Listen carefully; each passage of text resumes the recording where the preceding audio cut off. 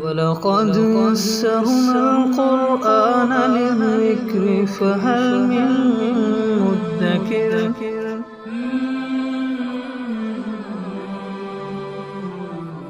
سورہ معارج آیت نمبر 11۔ اعوذ باللہ من الشیطان الرجیم، بسم اللہ الرحمن الرحیم۔ یبصرونہم یود المجرم لو یفتدی من عذاب یومئذ ببنیہ۔ اس کے سابقہ آیت کے اندر ارشاد فرمایا تھا کہ ولا یسأل حمیم حمیما، کہ قیامت کا دن ایسا ہوگا کہ کوئی پکا دوست جگری یار بھی کسی دوسرے جگری یار کی پرواہ نہیں کرے گا اور اس کو پوچھے گا نہیں۔ آگے ارشاد فرمایا کہ یبصرونہم، حالانکہ وہ سب ایک دوسرے کو دکھلا دیے جائیں گے۔ مطلب یہ ہے کہ ایسا نہیں ہے کہ جگری یار کا پتہ ہی نہیں ہوگا کہ وہ کہاں ہے، اس کے اوپر کیا حالات گزر رہے ہیں، ان کا آمنا سامنا اور ٹاکرا نہیں ہوگا، اس وجہ سے کسی کے بارے میں کوئی مدد نہیں کر سکیں گے، ایسا نہیں ہے۔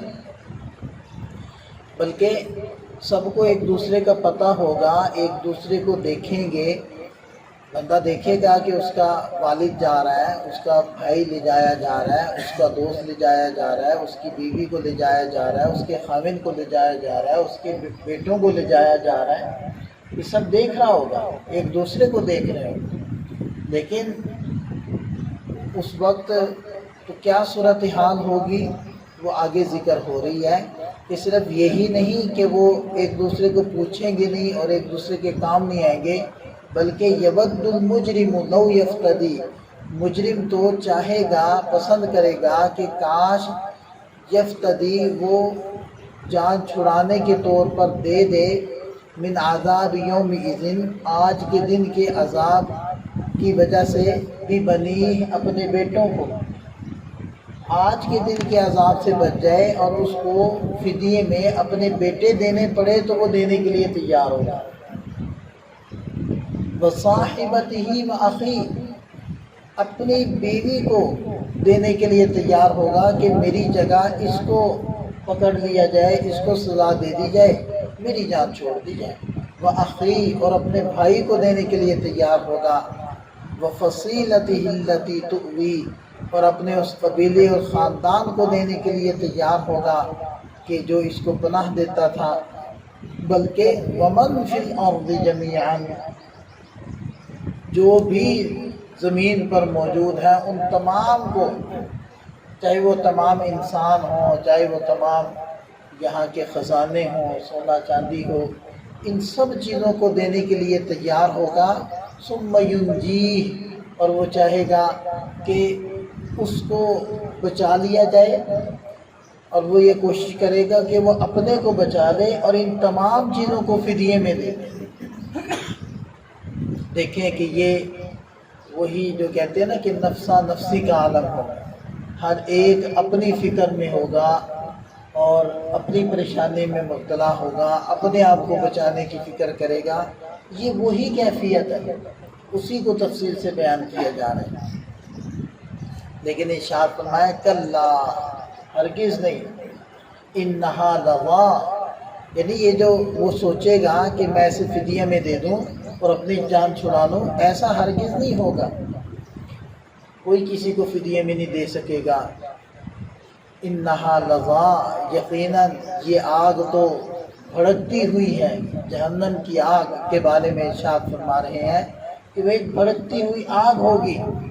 نزاعۃ للشوا، جو کھال اتار لے، تدعو من ادبر وتولی، ہر اس شخص کو پکارے گی جو پیٹھ پھیر کر اور منہ موڑ کر دنیا کے اندر اللہ کے احکامات سے چلا تھا اور اس نے توجہ نہیں کی تھی، اس نے ان کو پورا کرنے کی فکر نہیں کی تھی، ان کی طرف رخ نہیں کیا تھا بلکہ ان سے منہ موڑا تھا۔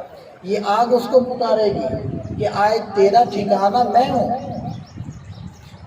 وجمع فأوعى، اور اس نے مال کو جمع کیا تھا، پھر اس کو سنبھال کر رکھا تھا۔ مطلب یعنی حقوق اللہ اور حقوق العباد اس مال میں سے ادا نہیں کیے، وہ ایسے مال کو جمع کرنا مراد ہے۔ ورنہ اگر کوئی حقوق اللہ ادا کرے، حقوق العباد ادا کرے اور پھر اپنے مشکل وقت کے لیے مال کو سنبھال کر رکھے تو وہ اس میں شامل نہیں ہے اس وعید میں۔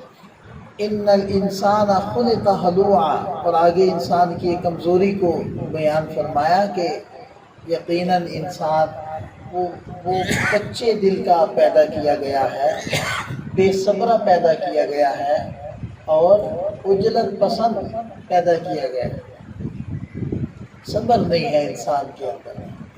اذا مسہ الشر جزوعا، جب اس کو کوئی تکلیف پہنچتی ہے، کوئی مصیبت پہنچتی ہے تو آہو بکا کرنے لگ جاتا ہے، جزا فضا کرنے لگ جاتا ہے، بے چین ہو جاتا ہے، بے صبرہ ہو جاتا ہے، میں مر گیا میں مر گیا، جیسے انسان کی عادت ہے۔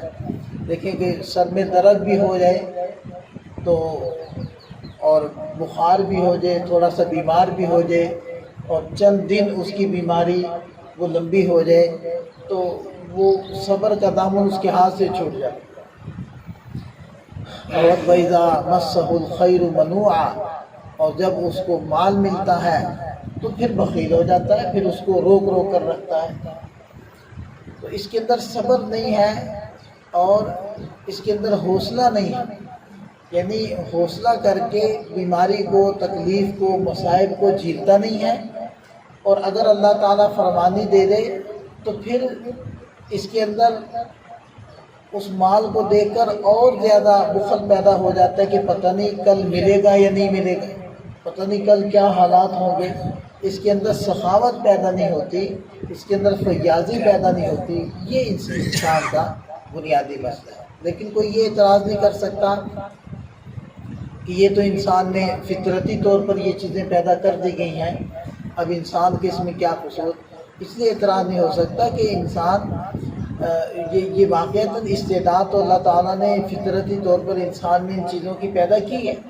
فَأَلْهَمَهَا فُجُورَهَا وَتَقْوَاهَا، کہ اللہ تعالیٰ نے پھر اس نفس کی طرف اس کا تقویٰ اور اس کا گناہ وہ الہام کر دیا، یعنی اس کی استعداد اس کے اندر پیدا کر دی۔